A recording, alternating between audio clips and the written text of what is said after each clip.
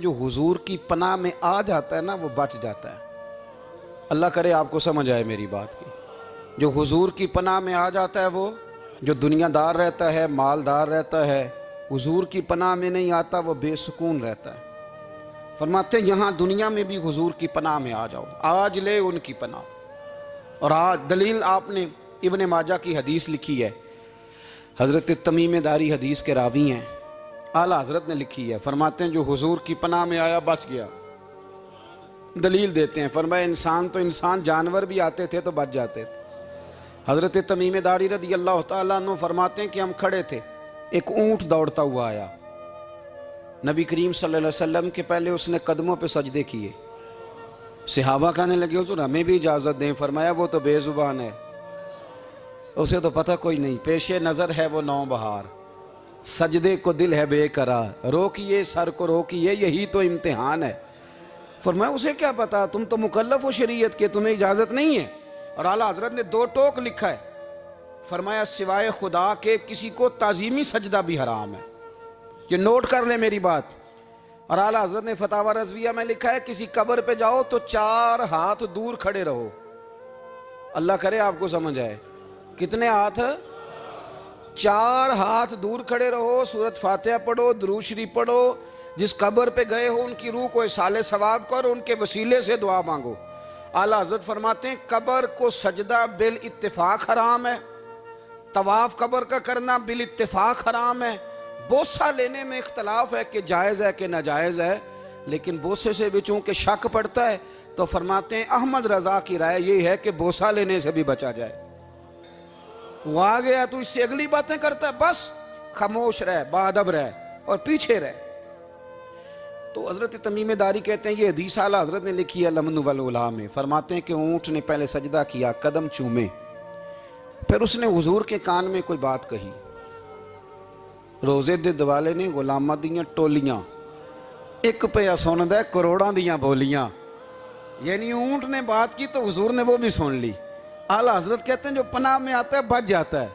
कहते हैं रसूल करीम ने ना ऊँट की पुश्त पे हाथ फेरा और अल्लाह के महबूब फरमाने लगे फिक्र न कर, अब तू आ गया है ना तो जैसे तू कहेगा वैसे ही हो जाएगा, जैसे तू कहेगा वैसे ही। इब्ने माजा में मौजूद है, पर मैं चूँकि फाज़िल बरेलवी रहमतुल्लाह अलैह की किताब से पेश कर रहा हूँ अल अम्न वल उला से, तो मैं उसी अंदाज में पेश कर रहा हूँ जिस अंदाज में वहाँ है। हज़रत तमीम दारी कहते हैं कि हमारी समझ में बात कोई ना आई। थोड़ी देर गुजरी तो कुछ लोगों ने हाथों में रस्सियाँ पकड़ी हैं, खंजर पकड़े हैं, दौड़े आए, या रसूलल्लाह ये हमारा ऊँट है। हज़रत तमीम दारी कहते हैं मैंने देखा कि जब वो आ गए ना खंजर लेके तो ऊँट हुजूर के पीछे छुप गया। आज ले उनकी पनाह, आज मदद मांग उनसे, वो हुजूर के पीछे छुप गया। तो कहते हैं कि नबी करीम सल्लल्लाहु ताला अलैहि वसल्लम ने फरमाया क्या मसला है भाई? या रसूलल्लाह हमारा ऊँट है, ज़िबा करने लगे थे दौड़ा आया है। तो हुजूर फरमाने लगे वो तो तुम्हारी शिकायत कर रहा है। वो कहता है या रसूलल्लाह मैंने बरसों इनकी नौकरी की, बरसों मैंने बड़ी नौकरी की। सही कहता है या रसूलल्लाह? ठीक कहता है। हुजूर अब बूढ़ा हो गया हूँ, थोड़ा ज़्यादा बोझ नहीं उठा सकता, तो मुझे ज़िबा करके खाना चाहते हैं, मैं मरना नहीं चाहता। नबी करीम फरमाने लगे अच्छे लोग ये सिला देते हैं। उन्होंने अर्ज़ की हुजूर आप हुक्म कर दें, हम इसको छोड़ देते हैं या रसूलल्लाह, नहीं ज़िबा करेंगे, खिदमत करेंगे। हुजूर फरमाने लगे नहीं अब मेरे पास आया है ना, अब मैंने वापस नहीं करना, आज हो गया है, आज ले उनकी पनाह, आज मदद मांग उनसे, आज हो गया या रसूलल्लाह फिर रख लें। हुजूर ने फरमाया नहीं भाई पैसे बताओ कितने? या रसूलल्लाह नहीं नहीं कुछ नहीं। नबी करीम अलैहिस्सलाम ने फरमाया नहीं बताओ कितने, बताओ कितने? उन्होंने कहा हुजूर एक दफा रेट लगाया था तो 100 दिनार लगा था। हुजूर ने फरमाया बिलाल दे दो 100 दिनार। 100 दिनार दे दिया। आला हज़रत फरमाते हैं देखो उनकी पनाह में आने की बरकतें कितनी हैं। उनसे कहा तुम जाओ, वो चले गए। हुजूर ने पुश्त पे हाथ फेरा, फरमाया जा तू आज़ाद है। हज़रत तमीम दारी कहते हैं वो पहले गया फिर पलट के आया, उसने नबी पाक के कान में को बात की, कई बातें की, पर मैं एक बात करता हूं, कई बातें की, एक बात की तो हुजूर रो पड़े। ऊंट चला गया, हमने अर्ज़ की हुजूर ये क्या कह गया है? तो महबूब फरमाने लगे ये कह गया या रसूल अल्लाह जिस तरह आपने मुझे छुरी से बचाया है मैं दुआ करता हूं अल्लाह आपकी उम्मत को जहन्नुम से महफूज फरमाए, अल्लाह जहन्नुम से बचाए आपकी उम्मत को। इस तरह मुझे छुरी से आपने महफूज किया। आला हज़रत फरमाते हैं किन चक्करों में पड़े हुए हो, किन चक्करों में? पैसों की पनाह लेते हो, ओहदों के पीछे छुपते हो, दौलत के पीछे छुपते हो, ताल्लुकात के पीछे छुपते हो। फरमाया मुसीबत आएगी तो ये सारे हट जाएंगे। अगर पनाह लेनी है तो मदीने वाले महबूब की पनाह लो, दरवाजा रसूल पे आओ, नबी करीम की बारगाह में झुको, हुजूर से प्यार करो। आला हज़रत फरमाते हैं महबूब का अदब करो, रसूलुल्लाह की गुलामी करो।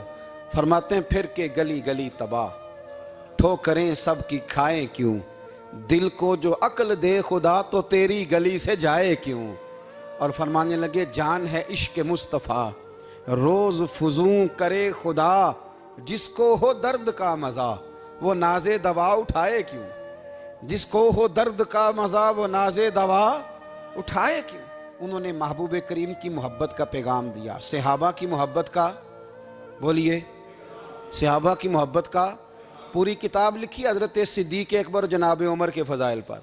और मज़े की बात यह है कि आला हज़रत ने ना उर्दू शायरों में से किसी को तौफीक नहीं हुई हुजूर को शहनशाह कहने की। आला हज़रत ने कहा मेरे नबी शहनशाह हैं। दलील क्या दी? फरमाने लगे पढ़ो तिरमिज़ी, हुजूर ने फरमाया मेरे दो वज़ीर ज़मीनों में हैं, दो आसमानों में। ज़मीन के दो वज़ीरों के नाम अबू बकर और उमर हैं, आसमान के दो वज़ीर हैं जिब्रील और मीकाईल। तो आला हज़रत कहने लगे हुजूर वज़ीर तो किसी शहनशाह के ही होते हैं, फिर कह लो ना शहनशाह। तो फिर फरमाने लगे हाजियो आओ शहनशाह का रोज़ा देखो, हाजियो आओ शहनशाह का रोज़ा देखो। काबा तो देख चुके अब काबे का भी काबा देखो, काबा तो देख चुके अब काबे का भी, गौर से सुन तो रजा काबे से भी आती है सदा, मेरी आंखों से मेरे प्यारे का रोज़ा देखो। आला हज़रत ने सारी ज़िंदगी और सहाबा किराम की बात की, अहले बैत की बात की, औलिया की बात की, सूफिया की बात की, दिफा किया सबका, सबके शानों में लिखा, उम्मत को बतलाया कि अपने बुजुर्गों से जुड़े रहोगे तो बचे रहोगे। आला हज़रत ने तंज करने से, तनकीद करने से, बिला वजह गलतियां निकालने से और एक दूसरे पर लान तान करने से हमें बचने को कहा। आला हज़रत फरमाते हैं कोई इल्म अगर आ जाए ना तो उसका माना ये नहीं कि सबको जाहिल समझ लेना चाहिए। समझ आ रही है मेरी बात की? हम जिस शोबे में भी होते हैं ना, सामने वाले को अनपढ़ ही समझते हैं। मौलवियों के बारे में बाद लोगों का ख्याल है कि ये पता नहीं कौन सी मखलूक है, इनको क्या पता दुनियादारी का। मैं सही कह रहा हूँ। इसी तरह जो मेरे शोबे से ताल्लुक़ रखने वाले लोग हैं वो कहते हैं शायद सारे ताजर 2 नंबर तरीके से ही माल कमाते हैं। ये हो नहीं सकता, ऐसा हो नहीं सकता। हमें ना दूसरों की अहमियत की खबर रखनी चाहिए। हम एक दूसरे से प्यार, हम तंज करते हैं, तनकीद करते हैं। फाज़िल बरेलवी मना करते थे, आप फरमाते ये तरीका दुरुस्त। हम जब गलतियां निकालने पे जाते हैं तो माज़अल्लाह इतना ऊपर बन जाते हैं कि माज़अल्लाह सुम्मा माज़अल्लाह अल्लाह रसूल तक पहुंच जाते हैं। आला हज़रत के ज़माने में एक शख्स ने कह दिया नबी पाक का ख्याल आए तो नमाज टूट जाती है। अकल है ना जी, जहां मर्जी ले जाओ। वो कहने लगा जी मैंने खालिस अल्लाह के लिए पढ़नी है ना फ़लसफ़ा अजीब। नबी पाक का ख्याल आए तो नमाज। आला हज़रत फरमाने लगे तू बड़ा ही पागल है। जब तू कहेगा अस्सलामु अलैका अय्युहन नबी, ख्याल आएगा कि नहीं?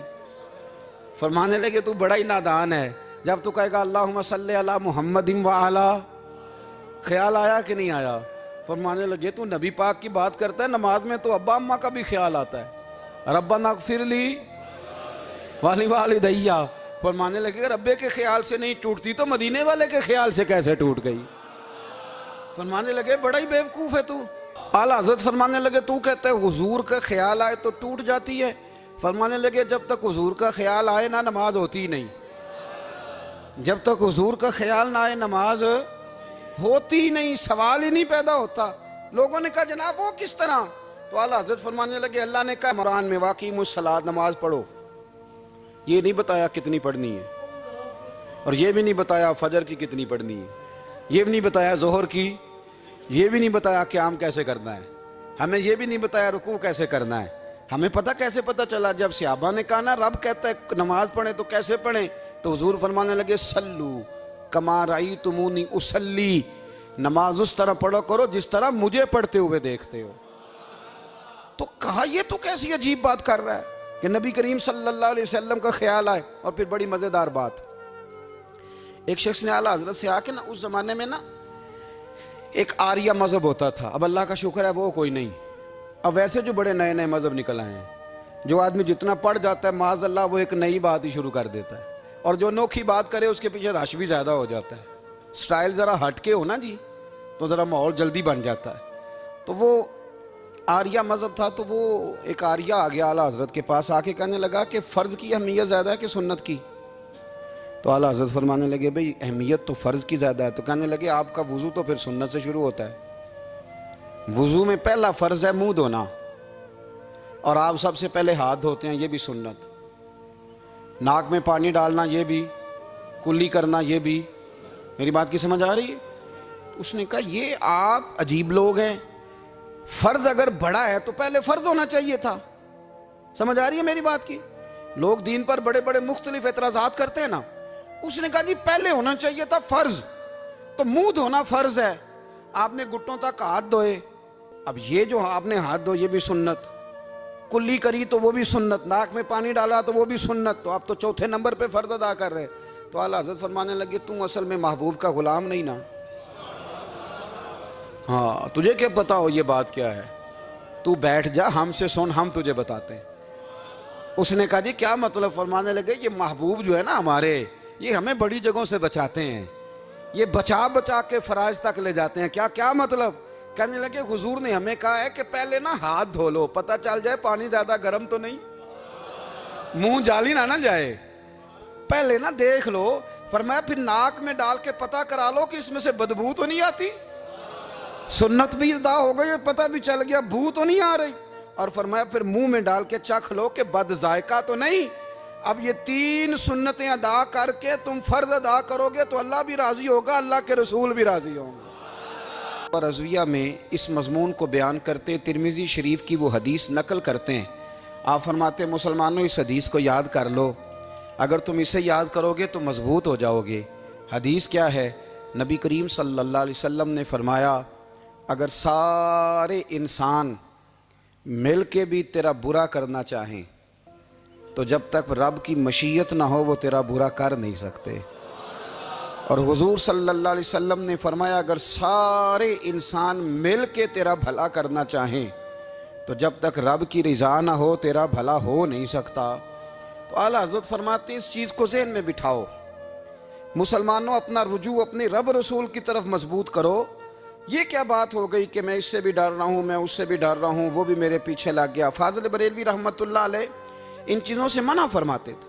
वो कहते थे ये तो हम मात हैं, वो हम परस्ती है, हमें इन चीज़ों से हमेशा बचना है, अपनी आने वाली नस्लों को बचाना है। और फरमाया करते थे रब की रज़ा पे जो राज़ी रहता है अल्लाह उसे सुकून वाली ज़िंदगी अता फरमाता है।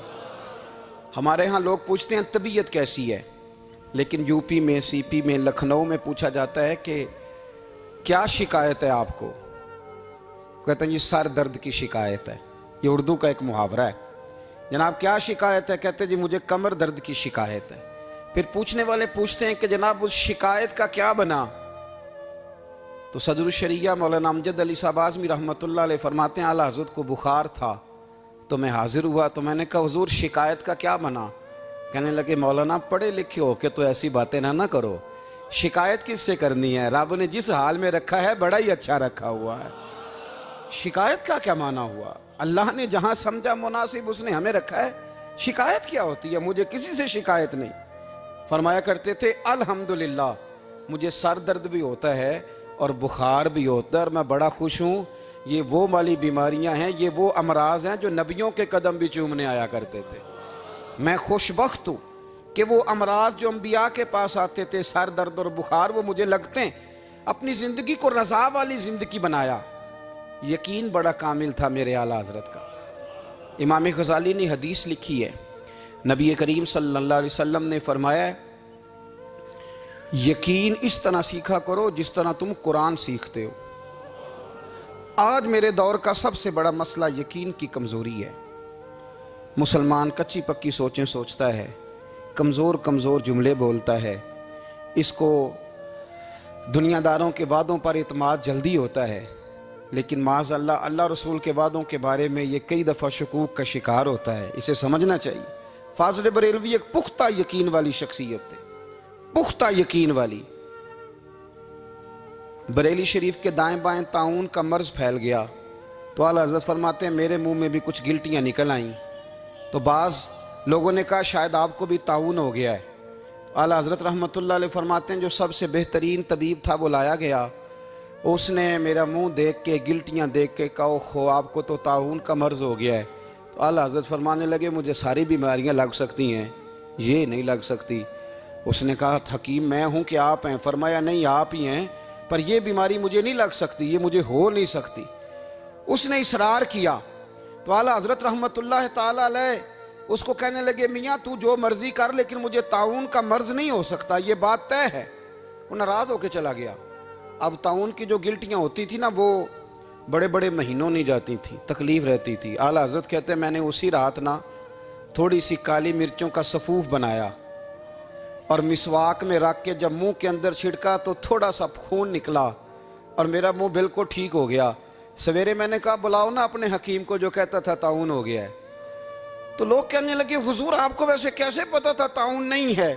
फरमाने लगे पता इस तरह था कि अल्लाह के रसूल सल्लल्लाहु अलैहि वसल्लम ने एक दुआ इरशाद फरमाई है। फरमाया किसी मरीज़ को देख के पढ़ लो अल्हम्दुलिल्लाहिल्लज़ी मिम्मब्तला का बिही वफ़द्दलनी अला कसीरिम मिम्मन खलका तफ़दीला। हुजूर ने फरमाया किसी बीमार को देख के, मुसीबत वाले को देख के ये दुआ पढ़ो, तुम उस मुसीबत में शिकार नहीं होंगे। फरमाने लगे मैंने ताउन के मरीज़ को देख के दुआ पढ़ ली थी। तारे टूट सकते हैं, चांद गिर सकता है, सूरज अपनी जगह छोड़ सकता है, पर मदीने वाले महबूब की बात गलत नहीं हो सकती। ये मेरा यकीन कामिल है। साढ़े नबी दी जुबान साढ़े वास्ते कुरान, ये बात गलत हो सकती? मजबूत यकीन फाज़िल बरेलवी का, मजबूत नजरियात। आला हज़रत रहमतुल्लाह ताला अलैह से किसी ने कहा आप किस तरह के मोमिन हैं, किस तरह के मोमिन हैं? तो आला हज़रत फरमाने लगे मेरा दिल चीरो, उसको खोलो, एक तरफ ला इलाहा इल्लल्लाह लिखा होगा, दूसरी जानब मुहम्मदुर रसूलुल्लाह लिखा होगा। खोल के देख लो। एक तो यकीन की। फिर दूसरी बात, खुश्क लोगों को जिंदगी गुजारने का मजा कोई नहीं आता। जिंदगी गुजारने का मजा उसे ही आता है जिसे किसी से प्यार हो जाता है। बाकी ना देखे ना, एक बंदा जबरन एक शख्स बच्चे पालता है, वो कहता है ये मेरे लिए क्या मुसीबत है 5 बच्चे, और एक शख्स को बच्चों से प्यार हो जाता है। वो जवान भी है, खूबसूरत भी है, पर ईद पे कपड़े नहीं खरीदता। बीवी से कहता मैं पुरानी पहन लूँगा पर बच्चों को नहीं ले दे। और भाई तेरी ख्वाहिशें मर गई हैं, तेरी खूबसूरतियों की तरफ जाने की आरज़ुएं ख़त्म हो गई। तो कहने लगा सारा कुछ है पर बच्चों से प्यार जो हो गया। आला हज़रत रहमतुल्लाह अलैह बहुत बड़े फ़लसफ़ी थे, मंतकी थे, बहुत बड़े साइंसदान थे। यहाँ बड़ा संजीदा इज्तिमा है, मैं बड़ी ख़ास बात करने लगा हूँ। सारे साइंसदान कहते हैं ज़मीन घूमती है। आला हज़रत ने इतनी मोटी किताब लिखी है ज़मीन साकन है। फरमाते थे हम जैसे मर्जी साइंसदान कहेंगे आपने दलाइल दिए हैं। आप फरमाते हैं जब नबी करीम अलैहिस्सलाम की हदीस मुस्लिम शरीफ में मौजूद है कि जब अल्लाह ने ज़मीन को पैदा किया ज़मीन कांपने लगी तो अल्लाह ने पहाड़ों को मीखें बना के, किले बना के अंदर लगा दिया तो ज़मीन ठहर गई। फरमाने लगे जब मुस्तफ़ा करीम ने कह दिया ठहर गई है तो सारे साइंसदान भी कहें तो हम मानने को तैयार नहीं कि घूमती है। उन्होंने दलाइल दिए। वो हमें ना रोज़ कह देता है डॉक्टर आपकी तबीयत ख़राब है, खांसी है, घर में किसी और को तो नहीं? हाँ जी है जी। वो कहते उसी की वजह से हो गई है। ओ खुदा के बंदे, नबी करीम अलैहिस्सलाम ने फरमाया बीमारी मुताद्दी नहीं होती, एक से दूसरे को नहीं लगती। और बड़े सादे अंदाज में मुस्लिम की हदीस है, एक सहाबी ने कहा या रसूलल्लाह मेरे ऊँट को उस ऊँट से खारिश पड़ गई है। तो अल्लाह के रसूल फरमाने लगे तेरे ऊँट को तो उससे पड़ी तो उसको कहाँ से पड़ी थी? कहने लगा जी वो तो कुदरती मामला है। तो हुजूर फरमाने लगे ये भी कुदरती मामला है। अब हमें जो मर्जी, आला हज़रत के ज़माने में लोगों ने कहा कशिश सकल है, ज़मीन अपनी तरफ चीज़ों को खींचती है। दलील क्या है? वो कहने लगे जी सेब गिरता है तो ज़मीन पे, आम गिरता है दरख्त से तो ज़मीन पे, अमरूद गिरता है तो, अनार गिरता है तो ज़मीन में कशिश है, खींच लेती है। आला हज़रत फरमाने लगे शाबाश, साइंसदान जो कहेंगे हम मानेंगे। फरमाने लगे ज़मीन ने आधा किलो का सेब खींच लिया है, 1.5 पाव का अनार खींच लिया है, पर हमने गुब्बारे में 1.5 छटांग हवा भर दिया, वो तो ज़मीन से खींचा नहीं गया। ये किस किस्म की कश्श शकल है? ये अभी 2 साल पहले डॉक्टर अब्दुल कदीर खान का मजमून छपा था रोज़नामा जंग में। वो कहता है मुझे वो मौलवी चाहिए था जिसके पास कुरान हदीस भी हो और साइंस के उलूम भी हों। कहता मैंने ज़माने के दरवाजे खटखटाए, फिर मैं पहुंचा बरेली के इमाम के पास, और कहता है वहाँ जाके ना मैं ठहर गया हूँ, इसलिए कि मुझे कुरान और सुन्नत का नूर भी मिला है और मुझे साइंस के रमूज भी मिले हैं। ये वाहिद शख्स है, ये वाहिद शख्स है जो दीन को साइंस का पाबंद नहीं करता, बल्कि साइंस को मदीने वाले का गुलाम बनाता है, मदीने वाले का गुलाम बनाते। तो आला हज़रत फरमाने लगे अजीब फ़लसफ़ा है ना जी। आम खींच लिया उसने, सेब खींच लिया, अमरूद खींच लिया, पर उससे 1.5 छटांग वाला गुब्बारा। तो लोगों ने कहा हुज़ूर फिर मसला क्या है? आप फरमाने लगे मसला ये है कि हर चीज़ अपनी असल की तरफ लौट जाती है। हर चीज़ अपनी, सेब अमरूद अनार ज़मीन से पैदा होते हैं तो ज़मीन पे गिरते हैं। हवा की असल ऊपर है, इसलिए जब गुब्बारे में हवा भरेंगे तो हवा उसको ऊपर ले जाएगी। हाँ, जब उससे हवा निकल जाएगी तो फिर गुब्बारा जो जिसकी असल होती है उधर लौट जाता है। इंसान मिट्टी से बना है तो जाता कहाँ है? मिट्टी देते मिट्टी रहना ही एवं कादी बल्ले बल्ले, अज मिट्टी दे उत्ते बंदिया ते कल मिट्टी दे थल्ले। तो आला हजरत रहमतुल्लाह ताला अलैह ने ना अपने सारे उलूम को नबी पाक का गुलाम बना दिया। आप फरमाया करते थे आज ले उनकी पनाह, आज मदद मांग उनसे, कल न मानेंगे कयामत में अगर मान गया।